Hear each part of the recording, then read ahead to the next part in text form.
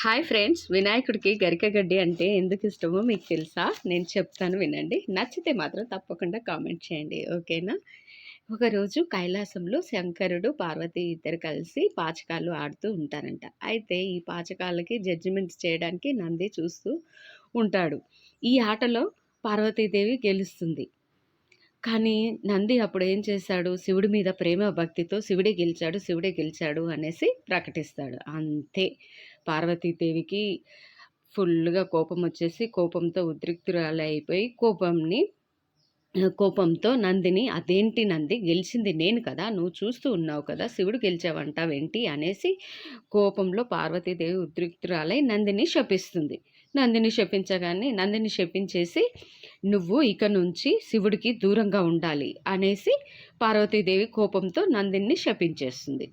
అలా శపించిన నంది దూరంగా వెళ్ళిపోయి దూరంగా నిల్చొని ఉండేసరికి అది చూసిన శివుడు, నంది బాధపడుతూ ఉంటే చూసిన శివుడు పార్వతీదేవితో ఇలా అన్నాడు, "నంది నా మీద ప్రేమ భక్తితో చెప్పాడు. అంతేకాని నిన్ను మోసం చేయాలని కానీ, నీకు అబద్ధం చెప్పాలి అని కానీ, నువ్వు గెలవలేదు అని చెప్పడం కాదు, సరేనా" అని పార్వతీదేవికి నచ్చచెప్పాడు. అప్పుడు నంది శాపానికి పరిష్కారం ఏంటో చెప్పు అనేసి పార్వతీదేవిని శివుడు అడిగాడు. అప్పుడు పార్వతీదేవి, "ఈ శాపం నుంచి బయటికి రావాలంటే వినాయకుడి వల్లే అవుతుంది" అని పార్వతీదేవి నందితో చెబుతుంది. దీంతో పార్వతీదేవి చెప్పినట్లు నంది ప్రతిరోజు రుచికరమైన భోజనాలను వినాయకుడికి సమర్పిస్తూ ఉండేవాడు. ప్రతిరోజు అలా ఒకరోజు నంది గరిక గడ్డి తింటూ ఉండగా వినాయకుడు నంది దగ్గరికి వస్తాడు.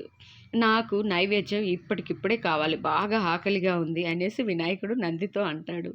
మారం బాగా చేస్తూ ఉంటాడు. అప్పుడు నందికి ఏం చేయాలో తోచలేదు. ఇప్పుడు నేను ఏం చేయాలి, నేను గరిక తింటున్నానే అనేసి వినాయకుడు ముఖం చూస్తూ ఉండిపోతాడు.